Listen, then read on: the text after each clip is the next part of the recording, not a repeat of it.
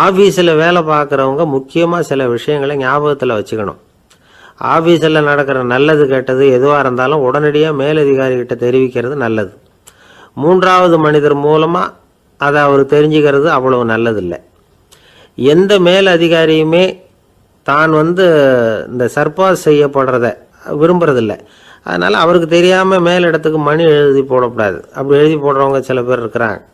நீங்களும் உங்கள் மேலதிகாரியும் தொழில் ரீதியாக ஒரே படிப்பு படித்தவராக இருக்கலாம். அப்படி இருந்ததுன்னா அட்ஜஸ்ட் பண்ணி போகிறது கொஞ்சம் கஷ்டம்தான். இதை மனசில் வச்சுக்கிட்டு நடந்துக்கணும். உங்களுக்கும் அவருக்கும் அபிப்பிராய பேதமா, அது அவருக்கும் உங்களுக்கும் உள்ள தனிப்பட்ட பிரச்சனை. அதை விளம்பரப்படுத்திக்கிட்டு இருக்கக்கூடாது. அது அவருடைய கோபத்தை கிளறும். உங்கள் மேலதிகாரி உங்கள் கூட படித்தவராக இருக்கலாம். அதுக்காக அவரை எல்லாருக்கும் முன்னாடி அடைய கிச்சாமி எப்படிடா இருக்கே அப்படின்லாம் கேட்டுக்கிட்டு இருக்கக்கூடாது. பொதுவாக யாரும் அதை விரும்புறதில்லை. இவ்வளவையும் உங்கள் மனசில் வச்சுக்கிட்டு கொஞ்சம் சாமர்த்தியமாக நடந்துக்கிட்டீங்கன்னா ஆஃபீஸ் உங்களுக்கு அவஸ்தையாக இருக்காது, ஆனந்தமாக இருக்கும்.